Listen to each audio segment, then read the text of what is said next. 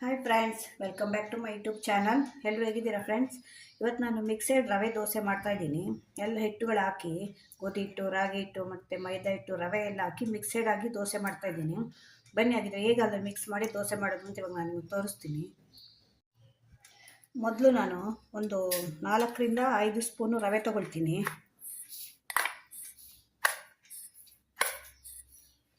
ಮತ್ತು ಅದಕ್ಕೆ ಒಂದು 4 ಸ್ಪೂನು ಗೋಧಿ ಹಿಟ್ಟು ಹಾಕ್ತಿದ್ದೀನಿ. ಇದು ತುಂಬ ಚೆನ್ನಾಗಿರುತ್ತೆ ಫ್ರೆಂಡ್ಸ್, ತುಂಬ ಒಳ್ಳೆಯದು ಕೂಡ. ಎಲ್ಲ ಹಿಟ್ಟು ಹೋಗುತ್ತಲ್ಲ, ರಾಗಿ ಹಿಟ್ಟೆಲ್ಲ ಮಕ್ಕಳು ತಿನ್ನಲ್ಲ ಅಂದರೆ ಇದು ಮಾಡ್ಬೋದು. ನೋಡಿ, 1ರಿಂದ 2 ಸ್ಪೂನು ರಾಗಿ ಹಿಟ್ಟು ಹಾಕ್ತಾಯಿದ್ದೀನಿ.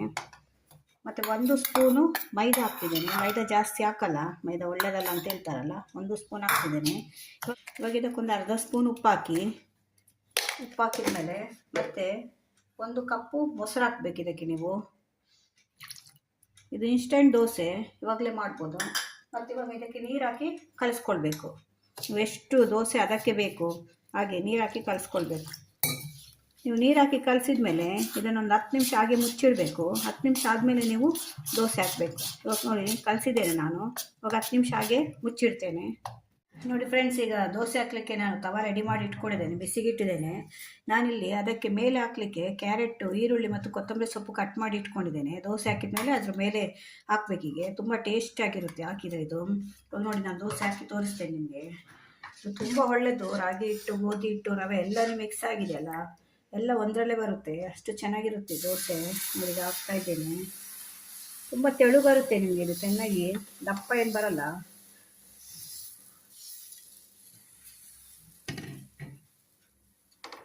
ಇವಾಗ ಇದ್ರ ಮೇಲೆ ನೀವು ಈ ರೀತಿ ಹಾಕ್ಕೊಳ್ಳಿ.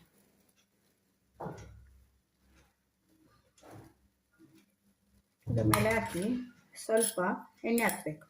ಇದ್ರ ಮೇಲೆ ಎಣ್ಣೆ ಅಥವಾ ತುಪ್ಪ, ನಿಮ್ಗೆ ಯಾವುದು ಬೇಕೋ ಅದು ಹಾಕ್ಕೊಳ್ಳಿ. ಇವಾಗ ಹಾಕಿದ ಮೇಲೆ ಇದು ನಿಗೆ ಮುಚ್ಚಿಡಬೇಕು. ನೋಡಿ ಫ್ರೆಂಡ್ಸ್, ಈಗ ದೋಸೆ ಆಗಿದೆ. ನೋಡಿ ಎಷ್ಟು ಚೆನ್ನಾಗಿ ಕಾದಿದೆ ಇದು. ಇವಾಗ ಇದನ್ನು ತೆಗಿತಾ ಇದ್ದೇನೆ. ತುಂಬ ಹೆಲ್ದಿ ದೋಸೆ. ಕ್ಯಾರೆಟು ಎಲ್ಲ ಹಾಕಿದ್ದೇವಲ್ಲ, ಗೋಧಿ ಹಿಟ್ಟು, ರವೆ ಎಲ್ಲ. ನೋಡಿ ಹೇಗೆ ಕಾಣ್ತಿದೆ ಅಂತ.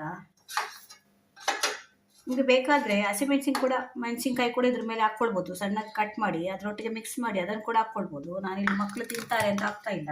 ಇವಾಗ ಇನ್ನೊಂದು ದೋಸೆ ಹಾಕಿ ತೋರಿಸ್ತೇನೆ. ನಿಮಗೆ ದಪ್ಪ ಬೇಕಿದ್ರೆ ದಪ್ಪ ಕೂಡ ಹಾಕ್ಕೊಳ್ಬೋದು. ನಾನು ತೆಳು ಹಾಕ್ತಿದ್ದೀನಿ. ನಿಮಗೆ ಎಷ್ಟು ದೊಡ್ಡದು ಬೇಕಾದರೂ ಅಷ್ಟು ದೊಡ್ಡ ಮಾಡ್ಕೊಳ್ಬೋದು. ಹೋಟೆಲೆಲ್ಲ ರವೆ ದೋಸೆ ಸಿಗುತ್ತಲ್ಲ, ಹಾಗೆ ಟೇಸ್ಟ್ ಇರುತ್ತೆ. ಇದು ತುಂಬ ಚೆನ್ನಾಗಿರುತ್ತೆ. ಒಂದ್ಸಲ ಮನೇಲಿ ಟ್ರೈ ಮಾಡಿ ನೋಡಿ. ನೀವು ದೋಸೆ ಹಾಕ್ಕೊಳ್ಳುವಾಗ ಸಿಮ್ಮಲ್ಲಿಡಿ, ಯಾಕೆಂದರೆ ಇಲ್ಲಾಂದರೆ ಎಲ್ಲ ತವಾಗೆ ಅಂಟ್ಕೊಳ್ಳುತ್ತೆ ಹಿಟ್ಟೆಲ್ಲ.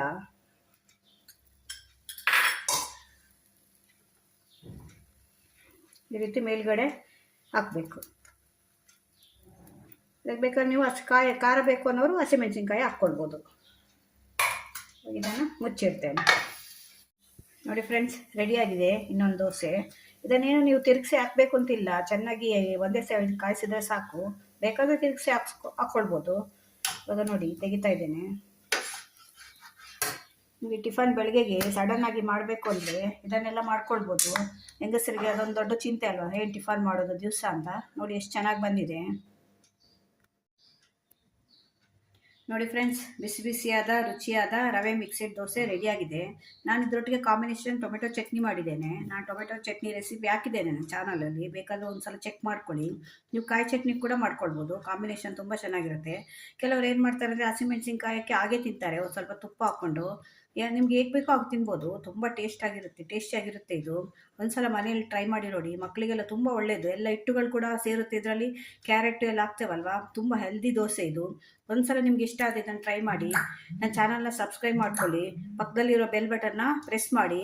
ಹೀಗೆ ಇನ್ನೊಂದು ಹೊಸ ವೀಡಿಯೋ ತೊಗೊಂಡು ಮತ್ತೆ ಬರ್ತೀನಿ. Bye friends.